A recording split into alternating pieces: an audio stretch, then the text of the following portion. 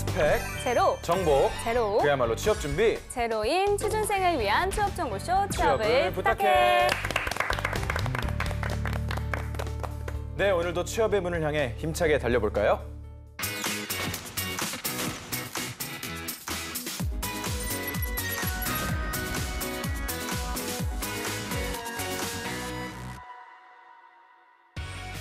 당신의 인생을 바꿔줄 기적의 자기소개서 비결 Doing Yourself DIY 자기소개서.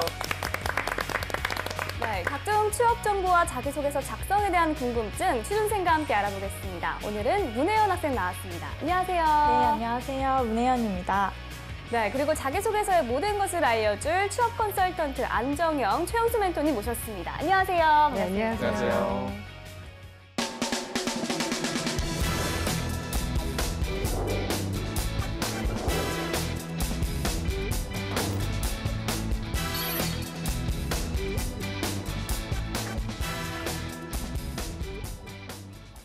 오늘 자기소개서의 주인공은 어떤 분일까요? 오늘의 주인공, 너를 보여줘. 나왔습니다. 네, 효성 경영지원직 지원자입니다. 효성그룹은 다른 대기업에 비해 일반인들의 친숙하지는 않습니다. 혜연 학생은 효성그룹에 대해 어떤 것을 알고 있나요? 네, 저는 효성건설로 효성그룹을 알고 있는데요. 알고 보니까 건설 이외에도 무역, 정보통신, 그리고 화학 분야에도 넓게 사업을 확장하고 있는 회사더라고요. 네, 최현수 멘토님, 이 효성그룹에 대해 먼저 간략히 설명을 부탁드릴게요. 네, 효성그룹은요, 좀 전에 사업 분야들을 말씀해 주셨는데요. 섬유, 화학, 그리고 중공업, 산업소재 등을 사업을 하고 있는 대기업입니다. 현재 이제 마포구 공덕동에 위치하고 있고요. 1966년도에 설립이 됐습니다. 처음에 이제 동양 나일론을 근간으로 하고 있는데요. 섬유 쪽에서 강점을 갖고 있기도 하지만 한국타이어, 대전 피혁 등을 인수하기도 했습니다. 과거 전성기에는 국내 5대 그룹 중에 하나로 꼽혔을 만큼 명성을 되게 뽐냈었지만 이제 섬유 산업 자체가 이렇게 사양 산업이 되면서 한때는 이제 40대 그룹 밖으로 쫓겨나는 수모를 겪기도 했었는데요. 이제 생존을 위해서 계열사들 분리해내고 열심히 이제 노력을 해서 지금 타이어 코드, 방탄섬유, 스판덱스 등 특수 목적 섬유 방면에서는 절치부심으로 다시 23위까지 좀 수준 올렸습니다. 네. 20대 그룹 재짐을 목전에 바라보고 있는 상황이고요. 경제가 굉장히 힘든 상황인데 이렇게 노력해서 다시 또 재도약을 하는 걸 보면 많은 가능성이 있는 회사가 아닌가라는 생각이 듭니다. 현재 그 사업 분야는요, 섬유, 산업자재, 화학, 중공업, 건설, 무역, 정보통신, 금융 네. 8개 분야의 사업부가 포진해 있다고 합니다. 네, 그 효성그룹의 경우 일반 대기업과 채용 과정이 크게 다르지 않을 것 같은데 지난 9월 채용 설명회에서 획일화된 자기소개서를 쓰지 말라는 얘기가 나왔다고 합니다. 이건 어떤 의미일까요? 우리가 보통 획일화된 자기소개서를 쓰지 말라고 하는 건 제 생각엔 두 가지인 것 같아요. 첫 번째는 너무나 뻔한 구성이다. 예를 들어가지고 어디에 지원을 해도 다 적용될 수 있는 그런 자소서 같은 경우죠.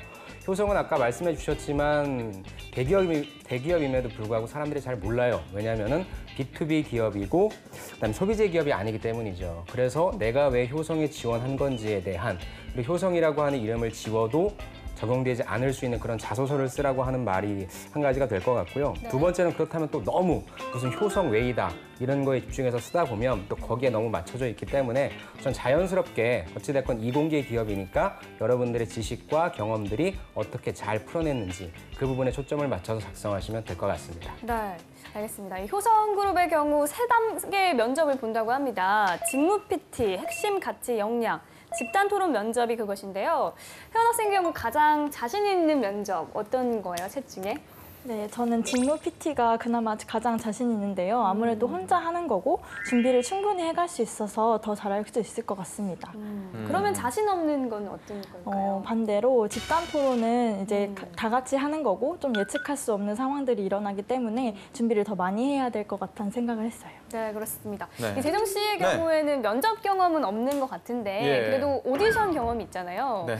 그 경험을 바탕으로 생각했을 때 좀 면접에서 가장 중요한 것 뭐라고 생각해요? 네, 제가 1차 오디션을 봤었는데요. 네. 그 1차 오디션 때 이제 한 곡을 하고 이제 개인기 같은 걸 보여줄 시간이 있었습니다. 네. 근데 이제 어떻게든 쥐어짜서 하긴 했는데 다 끝나서 나가라고 했는데 그 장소를 안 나갔었거든요. 네. 아마 저처럼 면접을 보시면 예, 그럼 안 나가고 안 하신 나가서 거예요? 뭔가 더 이쁨을 받았던 것 같아요. 저는 무조건 한국을 가야 됩니다. 제가 미국에서 오디션을 봤는데 전 한국으로 돌아가고 싶고 한국에서 노래를 하고 싶습니다. 의지와 적극성을 더 적극적으로 어필했더니 좋은 네. 결과가 있었던 것 같다. 있었는데 저처럼 그렇게 면접장을 안 나가고 네. 그 안에 앉아 있으면 좋은 성과가 일어날지는 잘 모르겠네요. 네. 장담은 못하지만 네. 본인의 경험엔 그랬다. 네, 그렇죠. 본인의 특색을 잘 살릴 수 있는 선택을 하시길 바랍니다. 네, 그렇습니다. 이 어떤 형태든 평가를 받는 자리 자체가 사실은 떨릴 수밖에 없는데요. 특징을 알고 가면 좀 덜 떨리지 않을까 싶습니다.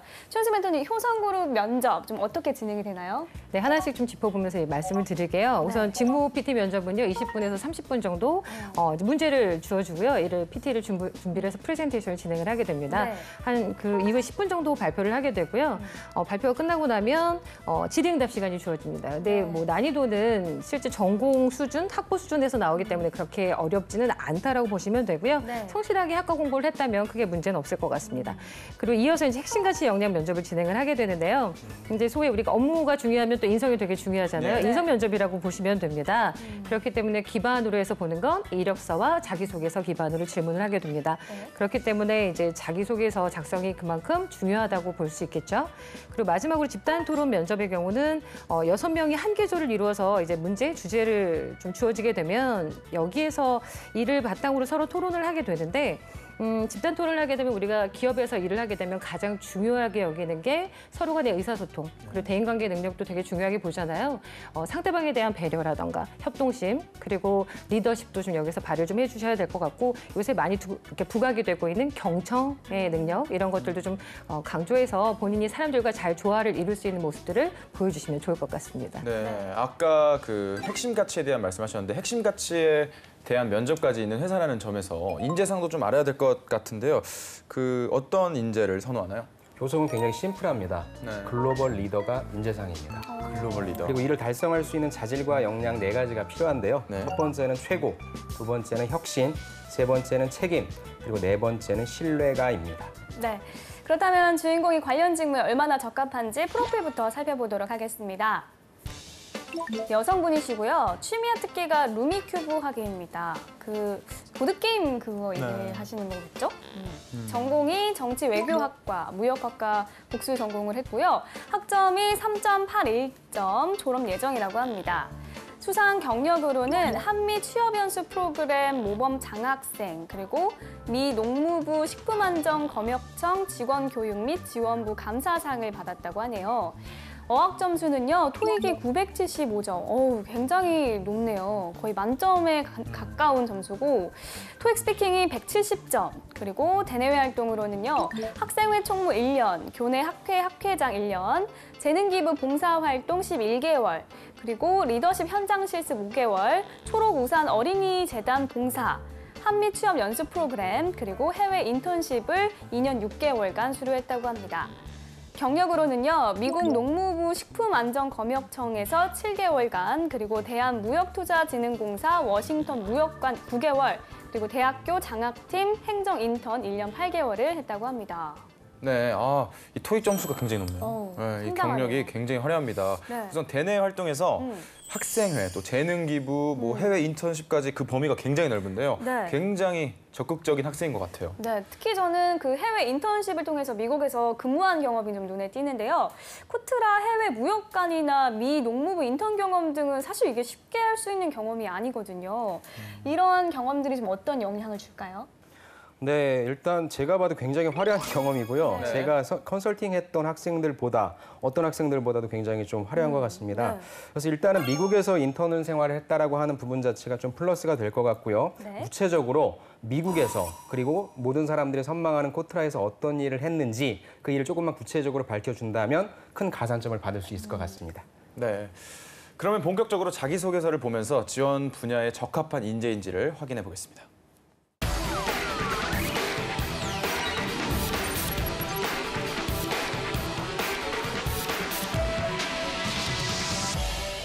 네, 효성그룹 그룹 경영지원직 지원자의 자기소개서 살펴볼 텐데요. 본격적인 내용을 살펴보기에 앞서 회사는 지원자의 어떤 점을 보고 싶어 하는지 질문 항목부터 분석해 보겠습니다. 네, 전체 3개의 항목으로 구성이 되어 있습니다. 어떤 것들이 있는지 살펴보겠습니다. 네.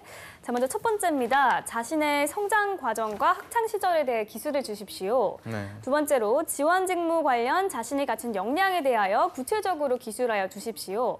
세 번째로 지원 사업부 또는 직무에 지원하게 된 동기와 본인이 지원하는 사업부의 시장 경쟁력을 높이기 위한 방안을 기술하여 주십시오. 네, 직무 역량과 관련한 질문이 3개 중 2개입니다. 네. 혜연 학생, 요즘 자소서 많이 쓰실 텐데 직무 역량을 강조하기 위한 본인만의 노하우가 있습니까? 저는 노하우라기보다는 좀 신경을 쓰는 부분은 네. 일단 역량을 먼저 직접적으로 제시하고 사례를 제시하잖아요. 저는 그 사이에 연결고리에 좀 중점을 많이 두는 편이에요. 네. 네, 이 직무 역량을 강조하는 이런 질문들을 답을 할 때 주의할 점 어떤 것이 있을까요?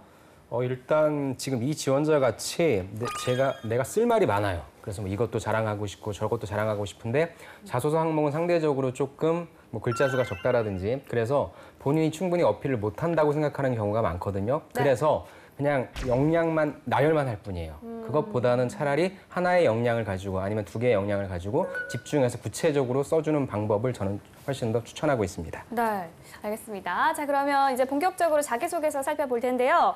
첫 번째 성장 과정과 학창 시절에 대해서 주인공은 어떻게 썼을지 소제목부터 보도록 하겠습니다. 효성의 가치와 부합하는 책임감 있는 태도. 처음부터 회사 가치에 대해 강조를 하고 있습니다. 네. 두 분 멘토님들께서는 소제목 어떻게 보십니까? 저는 먼저 좀 별로예요. 별로예요. 왜냐하면 효성의 가치라고 했는데 효성의 가치가 무슨 가치인데 그러니까요. 라고 하는 디테일이 좀 떨어졌고요. 네. 또 책임감이라 하면 좀 어떤 책임감인지 저는 그래서 가급적이면 소제목 쓸 때도 조금만 더 디테일하게 들어가자. 그래서 저는 좀 약간 별로인 것 같습니다. 네. 최현수 멘토님께서는요? 네, 굉장히 시원시원하게 말씀해 주시네요. 네. 네, 저도 조금 비슷한 생각을 했거든요. 정확하게 어떠한 가치고 어떠한 책임감인지를 알 수가 없어서 물론 그냥 직관적으로 바로 볼 수 있어서 회사와 연관지으려고 한 거는 보이지만 네. 이 지원자만의 특징이 좀 보이지 않아서 그리고 어떠한 생각을 가지고 있는지는 잘 보이지 않아서 조금만 더 구체적으로 하면 좋겠다는 생각이 듭니다. 네, 일단 소제목에선 다소 아쉬운 평가가 있었는데요. 내용은 어떤지 한번 제가 읽어보도록 하겠습니다. 효성의 가치와 부합하는 책임감 있는 태도. 대학 입학 후 학술 동아리에 가입하여 매주 실용 영어 회화와 공인어학 능력을 위한 공부를 하였습니다. 하지만 당시 비슷한 성향의 학회들이 많았고 선배들의 졸업과 취업으로 학회가 일시적으로 중단되었습니다. 이러한 상황에서 학회장을 맡게 되었고 책임감 있게 행동하기 위하여 가장 먼저 구성원들이 학회 참여에 대한 자발적인 의지가 필요하다고 생각하며 2번의 회의 시간을 통하여 학회에 참여해야 하는 이유와 참여하였을 때의 장점에 대해 설명하였습니다. 두 번째로 진로에 대하여 고민이 있는 학생이 많았기 때문에 학회를 거쳐간 선배들과의 멘토링 시스템을 구축하였습니다. 이러한 노력으로 5명으로 시작했던 학회가 12명의 학생들의 적극적인 참여가 이루어졌으며 지속적인 노력으로 현재는 20명의 학생들이 참여 중입니다. 이러한 경험을 통하여 아무리 힘든 일이라도 책임감 있는 태도로 노력할 때 성공적인 결과가 이루어진다는 것을 알게 되었습니다. 네, 뭐 비슷한 성향의 학회들이 많았고 선배들의 졸업과 취업으로 학회가 일시적으로 중단되었습니다 하면 약간 그 네. 뭔가 중단된 상황을 먼저 보여주고 나서에 대한 그 본인 어떻게 이뤄냈는지에 대한 얘기를 좀 한 것 같은데요. 네. 이 동아리를 성공시킨 경험, 그 자기소개서에 많이 나오는 소재라고 하는데 우리 당구 혜연, 소재죠. 혜연 학생도 자기소개서를 쓸 때 이런 소재를 많이 활용을 합니까? 네, 제가 오늘 쓴 자기소개서도 동아리를 소재로 한 건데요. 네. 네, 확실히 공동체에서 자신의 역할이 드러나기에 좋은 소재인 것 같아요. 네, 그렇습니다. 이 성장 과정과 학창 시절을 묻는 질문이었어요. 학창 시절 소재로 책임감을 이야기하고 있습니다. 안정현 멘토님, 이 지원자가 질문의 의도에 맞게 잘 썼다고 보시나요? 저는 못 썼다고 봅니다. 자, 이 친구가 얘기했던 주제는 뭐냐면 책임감입니다. 네. 그렇다면 우리가 책임감이 어디 있는지 찾아봐야 돼요. 네. 2가지 얘기를 했습니다. 네. 첫 번째 문단에서는 근데 책임감 있는 내용이 이유와 장점에 대해 설명하였습니다. 가 끝이고요. 네. 2번째 문단에서는 그냥 멘토링 시스템을 구축하였습니다가 끝입니다. 물론 그냥 그렇게 설명하고 물론 이렇게 구축한 것이 끝은 아닐 거예요. 본인이 어떠한 노력으로 어떤 사고 과정을 거쳐서 솔루션을 도출했다라고 하는 그 과정이 있는데 만약에 자소서를 쓴다면 그 과정에 조금 더 집중해서 내가 어떠한 태도로 사람들이 안 하려고 했는데 열심히 뭐 동기부여를 한다든가 그러한 내용들이 조금 나와줘야 되는데 너무 결과 위주로 돼 있어서 저는 책임감을 느낄 수 없다라고 생각해서요. 여러분들 꼭 자소서 작성하실 때 아까 제가 말씀드렸잖아요. 이게 그냥 사례만 제시하는 거예요. 책임감이 느껴질 수 있는 확실한 하나의 사례를 구체적으로 풀어주는 것이 훨씬 저는 낫다고 생각을 합니다. 네, 이 학회 나오라고 뭐 치킨도 사줬을 수도 있고. 그렇죠. 네, 네, 뭐 그런 이 내용도 디테일이 들어갈 있을 수 있죠. 텐데. 그렇죠. 네, 그런 것도 적으면 전 재밌을 것 같고 좋은데. 네. 네, 우리 최연수 멘토님께서 혹시 추가적으로 수정할 부분을 얘기하신다면 어떤 것들을 뽑을 수 있을까요? 네, 우선은 일반적으로 자기소개서 쓸 때는 좀 긍정적인 문장들을 많이 썼으면 좋겠다는 생각이 들어서 초반에도 좀 긍정적인 문장으로 네. 앞부분을 좀 채워주셨으면 좋겠고요. 네. 그리고 설명을 좀 해주시는데 여기에 뭐 첫 번째라던가 먼저 이런 얘기 없이 바로 두 번째로 해서 나왔잖아요. 네. 문장의 흐름이 좀 약간 잘 맞지 않습니다. 그래서 앞에서 쳐주고 뒤에서 받아주는 형태로 좀 약간 정리를 좀 해주셨으면 좋겠고 네. 그리고 나서 결과를 잘 마무리를 해주시고 알게 돼서 내가 이 과정을 통해서 발전한 점 그리고 내가 앞으로 회사에 어떻게 반영할 수 있는지 이런 부분들을 좀 써주시면 좋겠고요. 이제 성장 과정이라던가 학창 시절 묻는 경우 성장 과정을 통해서 본인의 가치관을 좀 이야기하려고 하는데 제목에서 가치에 대해서도 이야기해 주었고 이 부분에 대해서 어떻게 표현하고 있을지에 대한 우리에게 기대감을 주었잖아요. 네. 근데 실제로는 본인의 가치관이 무엇인지 보이지 않아요. 그래서 효성의 가치는 무엇인지도 보이지 않아요. 그래서 소제목을 썼으면 그에 대해 책임지는 사례들, 자신만의 이야기들로 채워서 생각들을 좀 연결 잘 시켜주셨으면 좋겠습니다. 네, 다음 항목이 되게 잘 어울릴 것 같은데 다음 항목은 바로 직무 역량을 묻는 것입니다. 우선 소제목부터 살펴볼게요. 미국 농무부에서의 7개월. 우리가 아까 프로필에서 흥미롭게 봤던 경험을 소재로 하고 있습니다. 네. 소제목 이번에는 좀 어떻게 보시나요? 역시 구체성이 좀 결여돼 있죠. 직무 역량을 물어봤는데 인턴 7개월이 직무 역량이다라고 하는 어떠한 근거도 없지 않습니까? 네. 구체성이 좀 부족합니다. 그래서 저는 다시 써라라고 말씀드리고 싶습니다. 네, 비슷한 내용인데요. 네. 어떤 7개월인지만이라도 좀 표현해 주시면 좋겠어요. 네. 그것만 해줘도 좀 나아지지 않을까라는 네. 생각이 좀 듭니다. 네, 그럼 어떤 내용을 담고 있는지 제가 읽어보도록 하겠습니다. 미국 농무부에서의 7개월. 미국 농무부 식품안전검역국 직원 교육 및 지원 부서에서 인턴을 한 경험이 있습니다. 해외 인턴십을 통하여 보다 넓은 시각과 체계적인 업무를 배울 수 있었습니다. 주로 담당했던 업무는 통계 자료를 정리하고 도식화하고 도표화하는 작업과 농무부 관련 안내책자 번역본 제작 업무였습니다. 특히 가장 기억에 남는 일은 정책에 대한 정보가 부족하신 한인분들을 위해 전문 용어를 쉽게 풀어 쓰는 번역 작업과 매일 주소를 수집해 번역본을 제공한 것입니다. 이 업무를 수행 후 농가를 가진 한인분들께서 농무부와 관련된 정책을 더욱 자세히 알게 되어 고맙다는 칭찬을 보내주셨고 부서에서 감사장까지 수상하게 되었습니다. 이러한 7개월 인턴 경험을 통하여 경영지원부서의 기본인 문서 작성 능력에 대해 학습할 수 있었으며 함께 근무하는 분들과 유연한 소통을 할 수 있는 방법에 대해서도 공부할 수 있었습니다. 이러한 학습된 문서 능력을 보여드리기 위하여 컴퓨터 활용 능력 자격증을 공부 중입니다. 다소 색다른 소재였는데 결론은 네. 문서 작성 능력을 키웠다. 네. 용두사미가 아닌가 하는 생각이 듭니다. 최현수 멘토님 어떻게 보셨나요? 네, 소제목에서 말한 7개월이 그냥 7개월이었던 것 같습니다. 그렇죠? 내용이 없습니다. 그래서 조금 아쉬웠는데 본인의 직무 관련해서 능력이 향상된 점을 많이 부각을 시키려다 보니까 문서 작성, 네. 뭐 컴퓨터 기술 능력 이쪽으로 활용 능력 쪽으로 지금 네. 얘기를 하고 있는데요. 본인이 갖고 있는 무기가 있음에도 불구하고 경험을 잘 못 살리고 있죠. 미국이기 때문에 경험할 수 있었던 것. 그리고 경영 지원 업무를 담당하는 사람이 가져야 할 역량들을 아까 이야기를 했잖아요.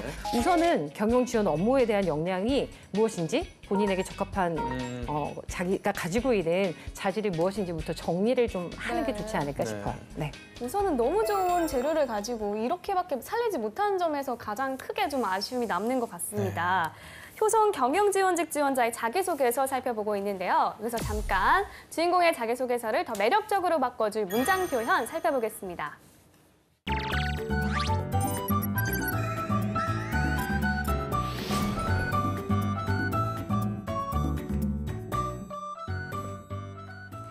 막간을 이용한 봄이의 효과적인 문장 표현법 알아보겠습니다. 오늘 주인공의 자기소개서에서는 간혹 한 문장에 너무 많은 내용을 넣으려는 모습이 보입니다. 그러다 보니 문장은 길어지고 핵심은 흐려집니다. 한 문장을 살펴볼까요? 네, 이 문장은 이 표시된 부분을 경계로 두 가지의 내용이 들어 있습니다. 앞부분은 지원 동기, 뒷부분은 사업부 경쟁력 제고에 대한 생각입니다. 당연히 나눠야겠죠? 더불어 전체적으로 간결하게 정리해야 합니다. 이러한 경험을 통하여 중장기 전략에 맞게 사업이 진행되도록 돕는 경영지원 부서의 매력을 느껴 지원하게 되었습니다. 또한 그러한 경영지원 부서가 성장하기 위해서는 우선 사업부별 분석을 통해 현황을 파악해야 한다고 생각합니다. 또 개설할 사항에 대해 항상 생각하는 컨설팅적인 역할도 필요하다고 생각합니다. 서로 다른 내용은 문장과 단락을 나눠주는 것, 문장 쓰기의 기본이라는 것 잊지 마세요. 네, 보미 씨가 효과적인 문장 표현을 전해드렸고요. 계속해서 마지막 항목인 직무 지원 동기와 지원하는 사업부의 경쟁력, 재고 방안에 대해서 살펴보겠습니다. 우선 소제목을 볼 건데요. 코트라 워싱턴 DC 무역관에서의 경영 지원 업무라고 하네요. 구체적인 경험이 드러나고 있습니다. 소제목 어떻게 보시나요? 제가 이제 소제목만 평가라고 하면 약간 좀 노이로제가 걸릴 것 같은데 네. 경영 지원 구체적으로 어떤 업무를 했는데라고 하는 부분을 조금 언급해주면 좋지 않았을까라고 하는 아쉬움이 남습니다. 네, 멘토님. 네, 저도 부디 이번에는 실제 내용에서는 구체적인 내용들이 나오기를 좀 바랍니다. 네, 알겠습니다. 자, 그럼 실제는 어떤 내용인지 제가 한번 읽어보도록 하겠습니다. 코트라 워싱턴 DC 무역관에서의 경영 지원 업무. 9개월간 대한무역투자진흥공사 워싱턴 DC 무역관에서 마케팅 인턴으로 인턴십을 수행하였습니다. 한국 기업과 미국 기업 간의 만남을 주선하는 전시상담 행사를 기획하고 관리하였습니다. 현지 시장 정보를 제공하고 바이어를 발굴하여 계약을 추진할 수 있도록 지원하고 한국의 중소기업들이 무역관을 지사로 활용하여 수출 계약을 종합적으로 지원하는 지사화 사업도 진행하였습니다. 이 사업들을 진행하기 위한 수출 현안 조사와 시장 동향 정보를 수집하고 국가 정보를 업데이트하는 조사 업무를 지원하며 한국의 유망 중소기업들이 수출 계약에 한 걸음 더 다가갈 수 있도록 하였습니다. 이러한 경험을 통하여 사업에서 최대한의 가치를 창출해낼 수 있는 중장기 전략에 맞게 사업이 진행되기 위하여 지원하는 경영지원부서의 입사 지원을 결정하였으며 경영지원부서의 성장을 위해서는 사업부별 분석을 통하여 현황을 파악하고 개선한 사항에 대하여 항상 생각하는 컨설팅적인 역할이 필요하다고 생각합니다. 네, 직무 지원 동기에 비해 경쟁력 제고 방안은 무척 짧네요. 네. 학생들 입장에서 쓰기 어려운 부분이라 그렇지 않을까 싶은데 우리 혜연 학생은 어떻게 생각하나요? 네, 물론 쓰기 어려운 부분이지만 이런 지원자 같은 경우에는 직접 인턴직을 해봤잖아요. 네. 그래서 그런 경험이 많이 드러나지 않았나 많이 아쉽습니다. 네, 근데 내용만 봐서는 사실 저는 이거 코트라 입사 지원서인 줄 알았어요. 안멘토님께서는 어떻게 보셨나요? 저는 이거는 굉장히 잘 쓴 것 같아요. 네. 개인적으로 이렇게 썼으면 좋겠습니다. 네.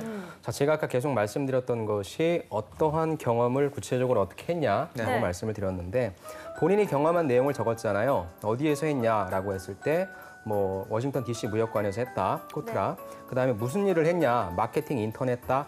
거기에서 무슨 일을 어떻게 했냐면 정치상담 행사 기획하고 관리했다, 지사화 사업도 했다. 아무튼 본인이 그 맡은 바 일을 무엇을 했다라 구체적으로 좀 짚어줬고요. 네. 또 가장 중요한 부분, 이런 일들을 통해서 나는 무엇을 느꼈고 배웠고 앞으로 향후 어떻게 하는 데 기여하겠다라고 하는 부분까지 저는 결론도 굉장히 좀 잘 낸 것 같아요. 네. 그래서 다만 한 가지 조금 아쉬운 부분은 마지막 문장이 네. 굉장히 깁니다. 이 문장을 한 2문장 정도로만 좀 나눠준다면 네. 저는 좀 완벽한 자소서가 아닌가 좀 그렇게 생각을 합니다. 네. 자, 지금까지 효성 경영직 지원자의 자기소개서에 대한 멘토의 특급 처방전 전해드렸습니다.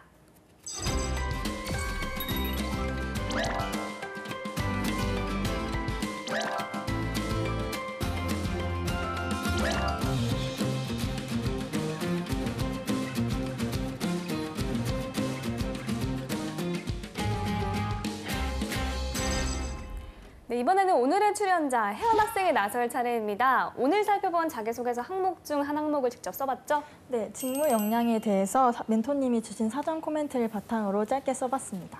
네, 멘토님의 사전 코멘트 내용은 어떤 것이었나요?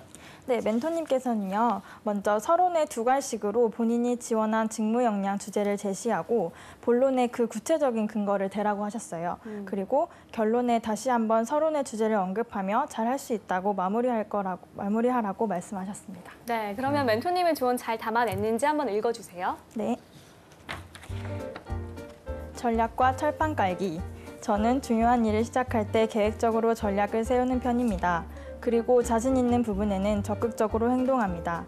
대학교 3학년 때 영어회화 동아리 부회장이 되어 신입부원을 모집해야 했습니다. 임원 회의를 통해 메인 타겟을 외국인 학생들로 정하고 거리 홍보를 진행했습니다. 외국인 학생들이 자주 다니는 기숙사 앞과 버스 정류장을 주요 홍보지로 정하고 사람이 가장 많을 점심시간대 및 오후 수업이 끝나는 시간에 모여 거리 홍보에 나섰습니다. 저는 처음 보는 외국인 학생들에게 밝게 인사하며 다가갔습니다. 적극적이되 공손하게 잠시 시간을 내줄 수 있냐고 물었고 동아리에 대해 설명했습니다. 평소 낯을 가리지 않고 사람들을 친근하게 대하는 성격 덕에 쉽게 외국인 친구들과 대화를 시작할 수 있었습니다. 웃으며 말하는 제게 외국인 학생들은 흔쾌히 오겠다고 했습니다. 첫 모임에 모인 외국인 학생은 40명이 넘었고 우리는 성공적으로 첫 모임을 진행할 수 있었습니다. 짜임새 있는 전략을 세우고 강점을 중심으로 프로젝트를 실행한다면 업무의 효율성은 더욱 높아질 것입니다. 저는 경영지원팀에서 이러한 강점을 가지고 효과적으로 업무를 수행할 수 있습니다. 네, 아무래도 성장 과정보다는 학창 시절 소재가 더 쉽게 느껴지는 것 같습니다. 네. 이 사전 코멘트를 주신 안멘조님께서 전반적인 평가를 해주시죠. 우리 혜연 학생 잘 썼어요. 감사합니다. 일단 구조를 보면요.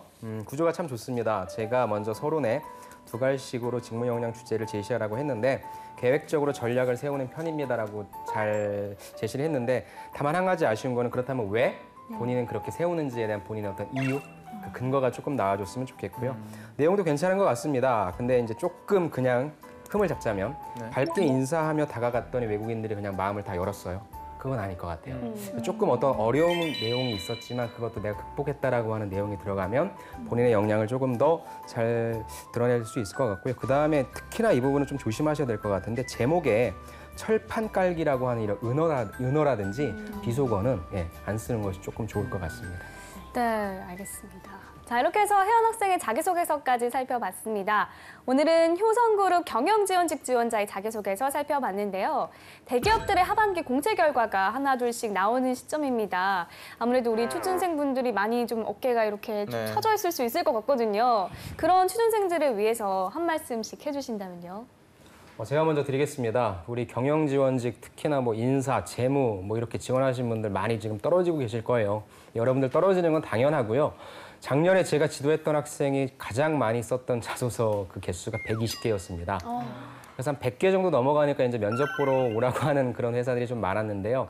여러분들이 굉장히 부족해서가 아니라 상대적으로 뽑는 사람은 적고 그거에 관련된 그 경쟁자가 많기 때문입니다. 그래서 가장 중요한 부분은 내가 좀 준비가 돼 있다. 그렇다면 끈기 있게 계속적으로 지원하시면 여러분들이 취업할 수 있는 곳은 반드시 있다라고 하는 믿음을 꼭 가지시기 바랍니다. 네.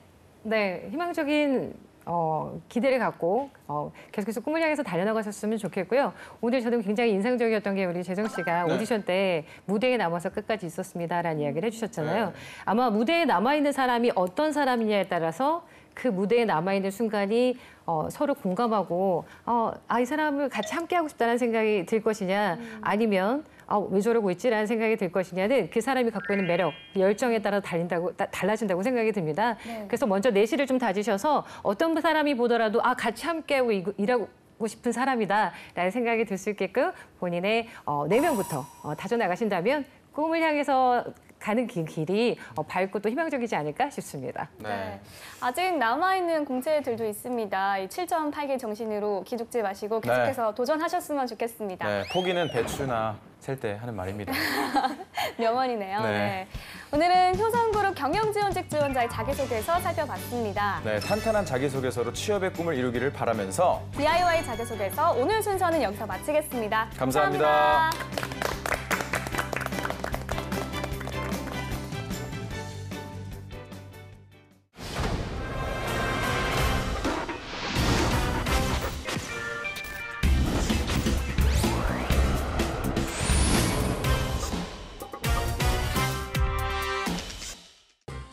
네, 그러면 이제 사내 정치의 꿈나무라고 할 수 있는 신입사원들의 얘기를 또 안 들어볼 수가 없습니다.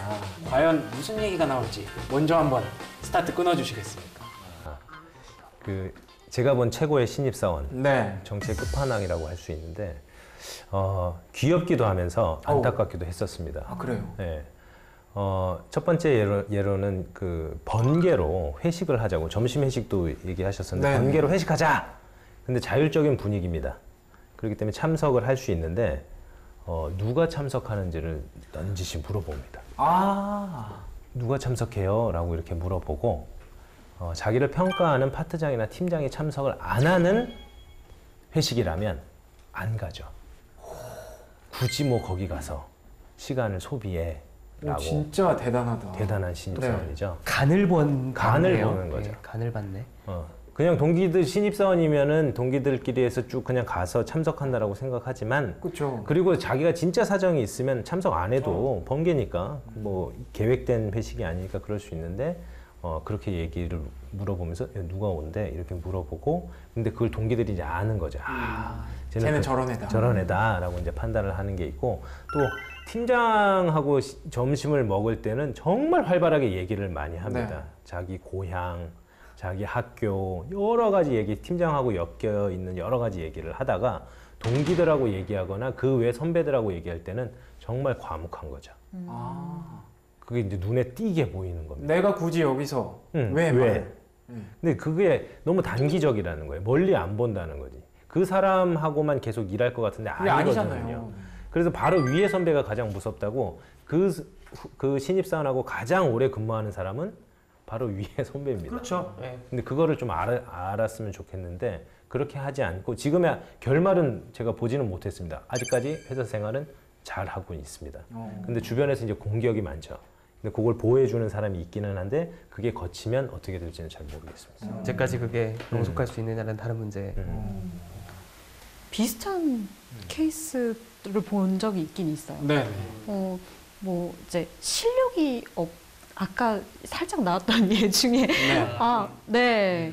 그분 같은 경우는 이제 사내 정치를 좀 잘못되게 좀 접근을 하신 게 아닐까 싶어요. 그러니까 약간 싸바싸바의 이미지가 좀 강하셨던 분이었는데 이분한테는 이 말하고 저분한테는 저 말하고 이런데 나중에 알고 보니까 둘이서 합해 보니까 이야기가 매칭이 안 돼. 그런 경우 있죠. 네, 그래서 결국은 그분 같은 경우는 위에서 평가가 거짓말을 많이 한다. 와. 네, 이렇게 평가가 되는 경우도 있었거든요. 그래서 오히려 좀 안 좋게 풀린 케이스도 있었어요. 그거야말로 정말 잘못된 네. 방향인 거네요. 약간 근데 약간 센 거 하나가 나올 때가 된 것 같거든요, 제가. 네. 여러 신입사원들 중에 좀 그 열정 있는 친구들이 있어요. 본인이 실력도 있고 열정도 있어요. 그런 친구들은 나뿐만이 아니라 여러 직책자들께서도 알고 계세요. 그만큼 그 친구한테 일이 많이 가고 일도 열심히 하고 성과도 많이 내고 그런 친구들이 있는데 저는 역으로 그런 친구들에게 작업을 했던 건 있었어요. 어떤 거요? 그러니까 위가 아니라 아래한테 정치를 한 거죠. 예, 그래서 직접 할 수밖에 없는 상황이었고 예를 들어서 인사팀 담당자 입장에서 그룹에서 필요한 어떤 일에 파견을 보내거나 뭐 교육에 참가시키거나 이런 것들이 있을 수 있어요. 예를 들어서 뭐 우리 직무적성검사 출제위원으로 보내는 거라든지 아니면 그 신입사원 연수에 그 지도 선배로 참가하게 된다든지 굉장히 많은 시간을 요구하는 작업들이에요. 2달, 막 3달 막 이렇게 부서에 없어야 돼요. 그 친구들은 거기 가 있어야 돼요. 네. 근데 그거를 인사팀 담당자인 내가 결정하는데 네. 그걸 보내는 거예요, 제가 그 친구들을. 제가 좋아하는 친구들을 보내는 거예요. 많은 기회죠, 그건 진짜. 큰 기회고 평생 한 번, 2번밖에 겪을 수 있는 그런 내용인데 본인의 역량에도 도움이 되고 자기 직무 이외의 다른 것들을 경험해 보면서 남다른 다른 통찰을 얻을 수 있는 훌륭한 기회인 건데 그런 것들을 그 친구들을 보냈던 기억이 있어요, 저는. 예. 근데 그렇다고 해서 그 친구들이 어떤 결격 사유가 있는데 뭐 이렇게 포장을 해가지고 보낸 게 아니라 정말로 그럴 만한 친구들이라는 거를 공감이 있었기 때문에 보낼 수 있었던 거고 적극적으로 좀 추천을 했던 것 뿐입니다. 관계라는 게 아까 말씀한 건 나랑 제일 가까운 그 거리가 있는 친구들이 제일 오래 같이 일을 하게 돼요. 그런 걸 생각해 볼 때 그 후배들을 챙긴 것도 나름대로 저한테는 큰 정치였던 거죠. 그러니까요. 네. 혹시 뭐 이번 주제에 대해서는 굳이 뭐 1등, 2등을 뽑을 필요가 없습니다. 그냥 이상원 과장님이 그냥 최고의 신입사원이에요. 사내 정치 1등. 아, 밑에를 챙겼다? 네. 역공작. 이야, 이거는 뭐 제가 들으면 소름이 돋을 정도로 그 정도예요? 네, 이건 좀 오버를 했습니다만 아무튼 이번 불 이상원 과장님 드리겠습니다. 감사합니다. 네. 혹시 잘하시게 생겼어요. 나중에 큰 인물 되실 거예요. 벌써 이불 네. 가져가셨습니다. 이미지가 계속 안 좋아지는 것 같아요. 아예 아닙니다. 이게 또 좋게 이렇게 잘 포장을 내가 지금 그게 다 포장된 거잖아. 그러니까요. 꼰대인데 이건 갖고 가야 되는 겁니다. 본질입니다. 얘기하고. 아부나 뭐 정치일 수도 있는 건데 이건 충성심이 발로 어디까지 열정입니다. 종이 한 장 차입니다. 네, 오래 사실 것 같아요. 욕을 많이 먹는 얘기 아니에요? 아니 그런 의미는 아니었는데. 네, 알겠습니다. 저희가 왜 이렇게 사내 정치 얘기를 막 하고 있냐면 우리 취준생들이 면접 때 좀 도움이 됐으면 좋겠다는 마음으로 하고 있는 거잖아요. 그 사내 정치 하는 사람들 딱 봐도 면접에서 딱 봐도 이런 게 약간 티가 날까요? 어떤 사람의 성격이 그러니까 기질을 본다는 얘기인데. 마치 과장님처럼 아니 그렇진 않고요. 이 친구가 들어오면 야 사내 정치 딱 하겠구나. 후배한테 밥 사주면서 정치하는 잘하겠네. 이 사람이 내가 이렇게 말하는데 어떻게 볼까라고 눈치를 이렇게 보는 경우가 있어요. 그건 있더라고요. 그런 게 보여요. 뭐 앞에 앉혀놓고 보면 보일 수밖에 없어요. 그거는 내 눈을 쳐다보는 게 나에 대한 관심이 아니라 내가 이런 말을 했는데 혹시 이상하게 생각하는 거 아니겠지? 뭐 이렇게 사사사사삭 보는 게 이제 동공지진처럼 그게 보여요. 네. 근데 그런 친구들 보면은 뭐 어떤 사람들은 야 센스 있는 친구고 야 눈치 있게 잘 살아남겠다라고 하는 사람들도 있는 반면에 어떤 사람들은 야 저거 초반부터 눈치 너무 본다. 그렇게 얘기하시는 분들이 어떤 사내 정치의 어떤 기질과 성향을 갖고 있다고 판단하시는 면접관들이겠죠.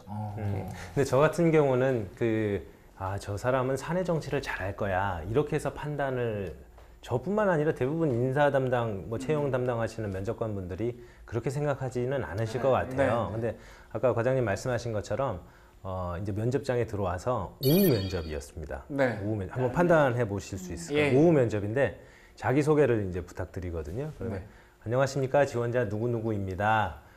나른한 오후 시간 먼저 졸리실 것 같은데 시간 내주셔서 너무 감사드리고요. 이렇게 면접 때까지 불러주신 점 정말 감사드립니다. 라는 멘트를 하면은 틀린 말씀은 아니시잖아요. 취준생 입장에서도 그렇게 면접자의 입장에서 말씀을 하실 수는 있는데 그 중간에서 너무 좀 선을 많이 넘어간 게 아닌가. 그러니까 사족이죠. 사족이 많이 붙은 거죠. 사족이죠. 그럼 앞에 좀 좋지 않은 인상으로 오히려 가질 수 있습니다. 역풍 맞는 거죠. 예. 그걸 아실 수 있을까 모르겠어요. 그러니까 그런 멘트가 틀린 말은 아닌데 앞에 말씀을 하실 때 그런 부분들은 좀 조심해 주시는 게 좋지 않을까 저는 그냥 그런 생각이 있습니다. 그렇죠. 오해의 여지나 뭐 이런 게 있을 수 있는 얘기라면 그게 왜 뭐 틀린 게 아닌데 걱정돼서 그런데 그쵸. 이런 거죠. 받아들이는 사람 입장에서는 받아들이는 입장에서는 좀 약간 부담감이 좀 생깁니다. 저 같은 경우도 이런 분들 경우, 그러니까 죄송해요. 실장님을 가리킨 건 아니고 주변에서 좀 얘기를 여러 에피소드를 듣다 보면 이런 분들의 특징이 앞뒤가 좀 달랐던 케이스들이 좀 많았었어요. 앞뒤가 네, 좀 지킬 앤 하이드처럼 네 그런 캐릭터들이 있어서 그렇게 긍정적으로 보이지는 않았던 것 같아요. 아무도 여러 케이스들 보고서 이제 네. 통계적으로 보자면 그럴 수 있다는 얘기잖아요. 네, 그렇죠. 얘기를 계속 말씀드리는데 네네. 저는 이제 실사례로 면접은 저희가 가면 벗기기 게임이다 이런 얘기도 하거든요. 왜냐하면 그게 무슨 말이죠? 본인의 본 모습이 아니라 지금 우리 책임님 본 모습이시잖아요. 화장. 네. 민 얼굴을 보고 싶은 거죠. 저 민낯을- 실장님 옆에 네. 있으니까 실장님 화 되는 것 같아요. 그렇죠. 그렇죠. 민낯을 보고 싶어 한다는 거죠. 네. 본인이 안 그런데도 그렇다라고 이제 답할 수 있는 부분이 있거든요. 그래서 그런 모습을 보기 위해서 면접 대기장에 자기가 면접 보는 사람인 것처럼 네. 채용 담당자가 들어가서 앉아 있기도 오 합니다. 진짜 그런 경우가 예. 있다 하더라고요. 왜냐면 자세도 흐트러지고 전화 통화도 뭐 하고 있어. 그리고 면접 보고 와서 예를 들어 면접 비를 나눠줄 때도 그런 경우가 되게 많습니다. 뭐 와서는 뭐 어쩌고 저쩌고 했는데 나와서는 뭐 서명해 주세요. 그럼 여기요. 뭐 어쩌고 저쩌고 막 얘기 좀 편하게 쉽게 이렇게 얘기하는 경우도 있었고 제가 이제 사례로는 화장실에서 화장실에서 이제 볼일을 보시면서 통화를 하시는데 한 반 이상은 욕을 하시면서 하시는 경우가 있어서 제가 그 이 번호하고 이름을 기억했던 경우도 분명히 있습니다. 그래서 그런 부분들은 좀 조심하셔야 되지 않을까라고 하는 생각이 들었습니다. 그러니까 앞에서 면접장에서 말씀하시는 거하고 나와서 말씀하시는 게 많이 다른 경우죠. 다르죠. 그게 이제 약간 뭐 흔히 우리가 뭐 곰 스타일의 사람이 있다 그러고 어떻게 보면 여우 스타일의 사람이 있다라고 표현을 하는데 글쎄요, 사내 정치를 좀 할 수도 있을 것 같지만 눈치가 빠를 것 같아서 좋은 여우형이 있겠고요. 그리고 사내 정치는 뭐 진짜 관심이 없을 것 같지만 조금은 둔할 것 같은, 답답할 것 같은, 저 같은 곰형 이렇게 두 가지가 있습니다. 만약에 이렇게 지원자들이 딱 왔는데 두 유형이 있어요. 그러면 어떤 쪽이 더 나을까요? 전 둘 다 뽑고 싶지 않을 것 같아요. 아 진짜요? 너무 극단적이라고 하면. 네. 왜냐면 그 여우 같은 스타일은 얘가 내 뒤통수를 언제 칠지 모르겠다는 약간 사람의 본능적인 약간 그런 부분들이 있을 것 같고, 고명 같은 경우는 착하긴 한데 얘랑 같이 일을 하면 내가 더 일을 많이 할 것 같아. 약간 이런 느낌이 좀 있어서 사실 별로 극단적인 케이스는 사실 별로 좋진 않은 것 같아요. 굳이 한 명을 뽑자면 전 고명. 왜요? 너무 약삭빠르고 눈치가 빨라서 하시는 분들은 속을 잘 모르겠다라는 게. 그렇죠, 그런 게 있죠. 근데 저는 좀 다른 게, 저는 그 여우 같다라고 말씀하신 게 어떤 건지는 잘 모르겠습니다. 아까 능글맞다라는 얘기도 하시는데 저는 센스 있다라고 생각을 하거든요.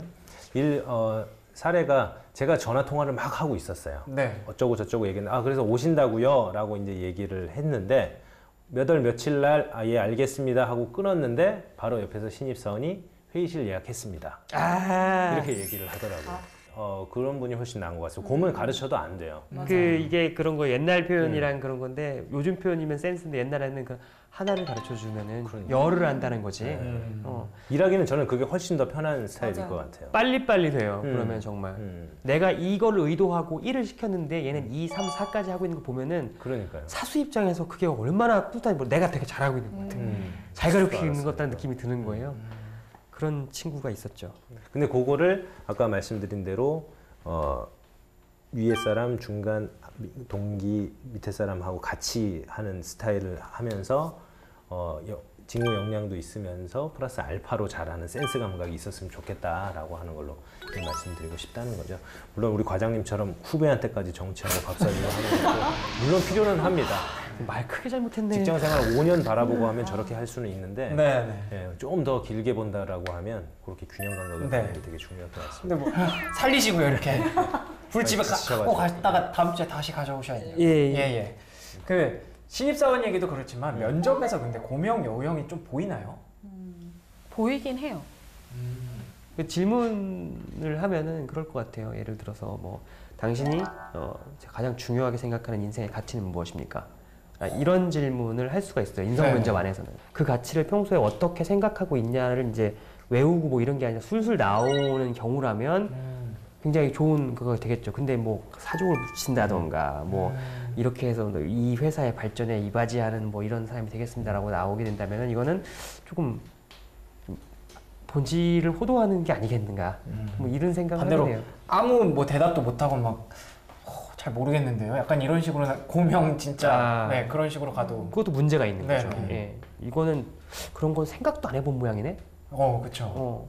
이렇게 어떻게 어버버하지? 뭐 외운 게 없나? 뭐 이렇게밖에 생각이 안 돼요. 그럼 저 훈련 한 번만 시켜주시면 안 될까요? 혹시 뭐 질문 하나만 던져주시면 제가 그에 대해서 답변을 한번 해볼 테니까 요거를 좀 고쳐주신다든지 뭐 점수를 매겨주신다든지. 제가 질문을 드리면 인생에 있어서 가장 힘든 경험이 어떤 것이 있었을까요? 라고 이제 질문을 드리면 어떻게 대답하실 수 있을까요? 네. 이거를 참.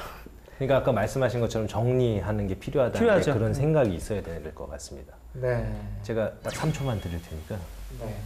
3초 너무 짧은데. 너무 짧습니까? 네. 5초. 하나, 5초. 둘, 셋. 그럴 때는 조금만 더 생각해 보게 다른 분한테 먼저 뭐 질문을 해주셔도 되겠습니까?라고 이제 말씀을 하셔도 될 것 같습니다. 근데 제가 지금 고민을 하는 게 뭐냐면 되게 힘든 일이 딱 떠오르는 게 있는데 굳이 이 자리에서 말하고 싶지 않다라고 생각되는 그런 경우에는 가족사라든지 예를 들면 뭐 그런 거죠.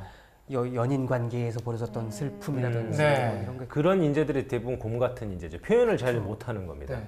그걸 왜 굳이 얘기해야 되지? 그러면서 이제 막히고 하는 네. 거고.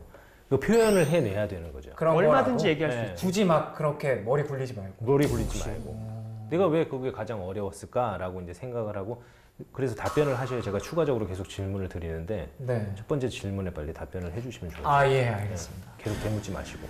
네, 알겠습니다. 방송에서 내가 이런 얘기 해야 되나? 아니요, 이건 안 할게요.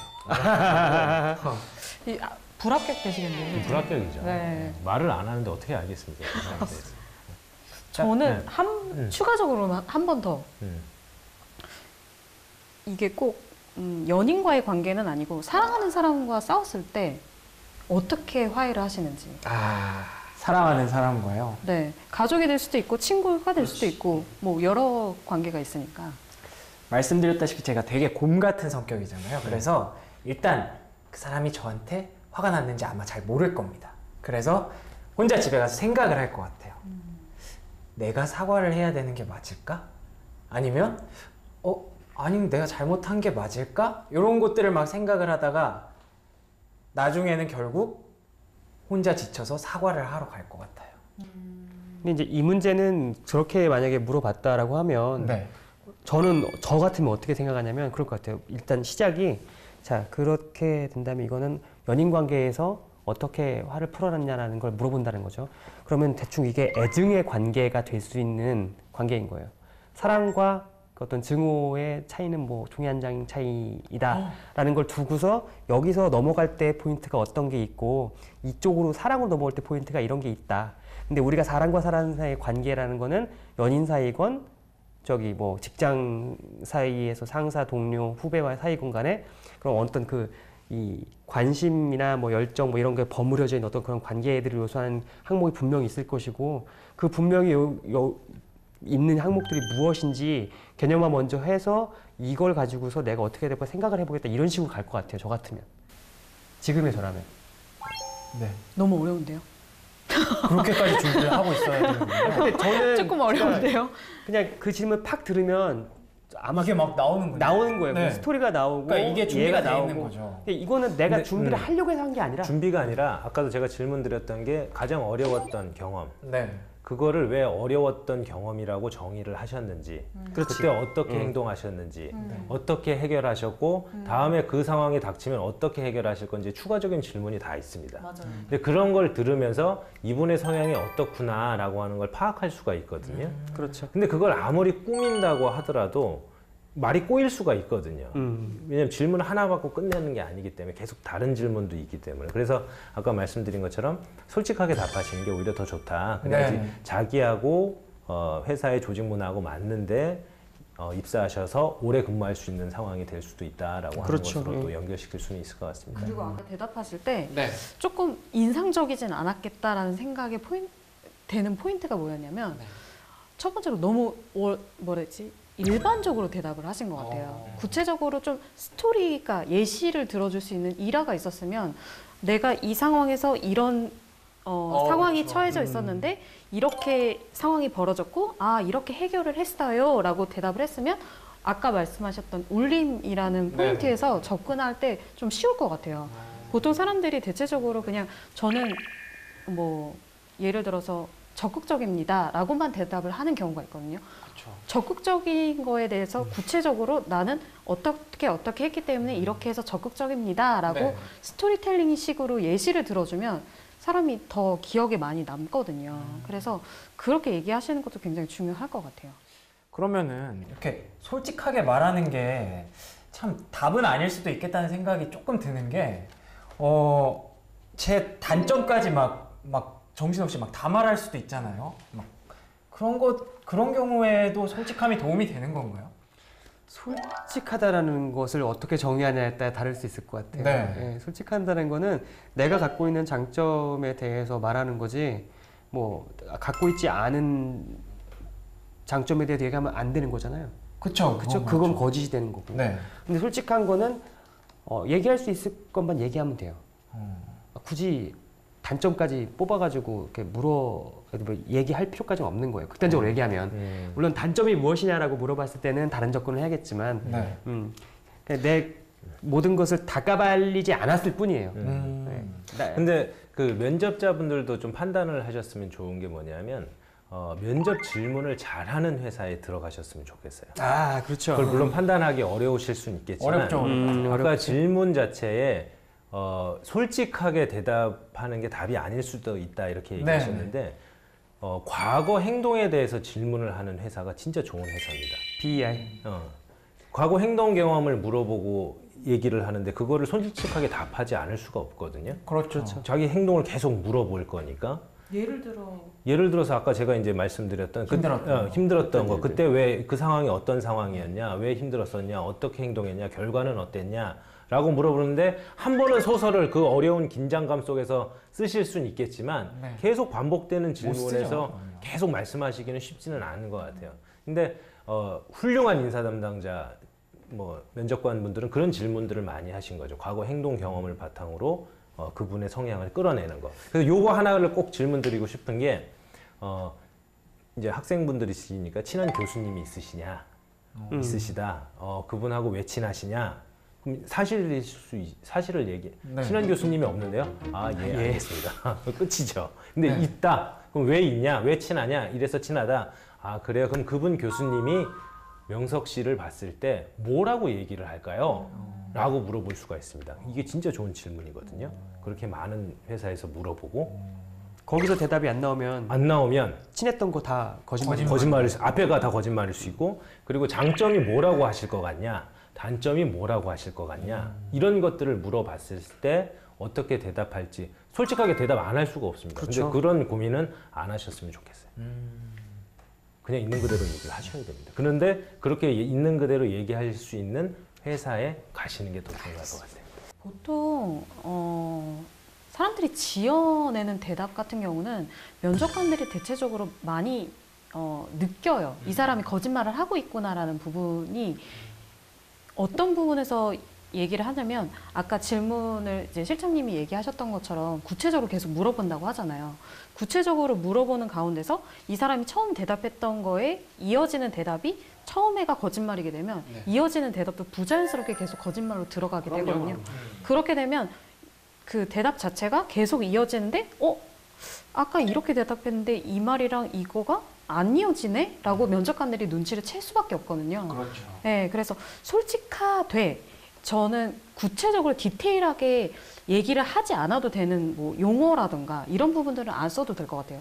예를 들어서 적극적이다라고 얘기 들었고 사람들과 굉장히 친하게 좋고 사교적이다, 뭐 리더십도 있다, 뭐 이렇게 얘기를 할 때 부가적으로 예시를 들 때 뭐 어떤 상황에 대해서 얘기를 하는데 너무 친구들과의 관계로서만 얘기를 한다던가 아니면 굳이 듣지 않아도 되는 가족과의 관계를 예시로 든다던가. 덧붙여서 제가 뭐 말씀을 드리면 얘기를 할 때 부사를 많이 씁니다. 아주, 되게, 많이, 정말, 진짜 이런 말씀을 많이 쓰세요. 수식어가 되게 많으신 분들이 많으시거든요. 그래서 그런 부분들은 좀 진솔하게 담백하게 얘기하려면 그냥 있는 사실을 좀 설명을 해주셨으면 좋겠다는 거 하고 추가적으로 자연스러웠으면 좋겠습니다. 그게 무슨 의미냐면 말을 편안하게 자연스럽게 하는 것도 중요하지만 소통을 잘한다는 사람이 저는 정말 아주 되게 많이 싫습니다. 진짜. 불신할 수밖에 없는. 평소에 취미가 뭐예요? 그럼 예, 저는 소통입니다. 이런 사람은 잘 없잖아요.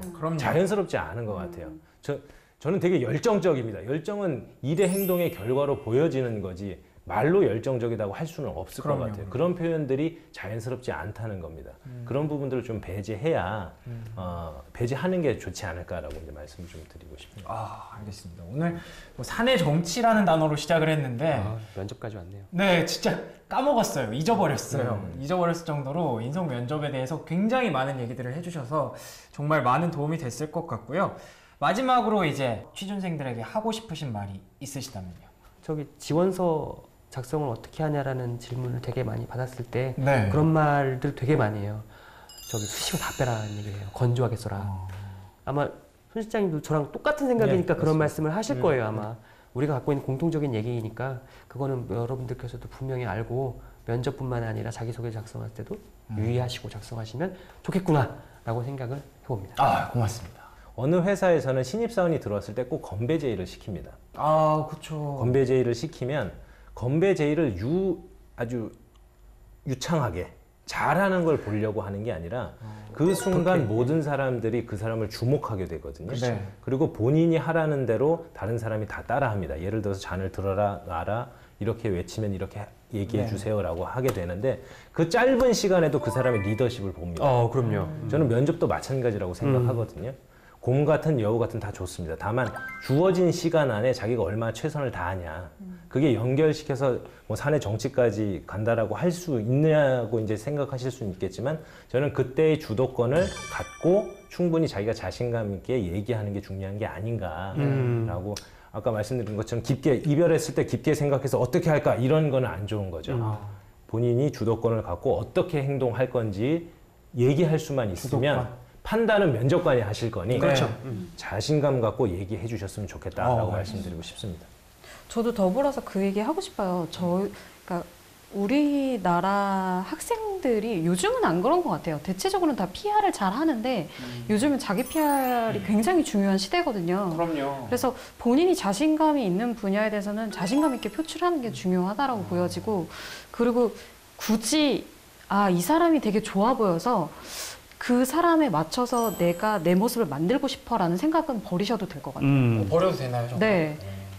이게 사실 장기적으로 봤을 때는 그게 유지가 안 되거든요. 그렇죠. 네. 다 드러나게 되어 있기 때문에 본인이 상식선 안에서 행동을 하고 있다. 그리고 상식적으로 이런 부분들은 내가 옳다고 생각한다라고 생각하면 자신감 있게 표출해도 상관없을 것 같습니다. 그렇죠. 네. 오늘도 이렇게 많은 얘기들을 나눠봤는데 일단 세 분 오늘 진짜 고생 많으셨습니다. 오늘 함께 해주셔서 진심으로 감사드립니다. 네, 고맙습니다. 수고하셨습니다. 네, 저희는 이제 또 다음 주에 또 다른 주제를 들고 또 새롭고 솔직한 방송으로 찾아오겠습니다. 여러분 오늘 여기서 인사드리겠습니다. 고맙습니다. 감사합니다. 감사합니다.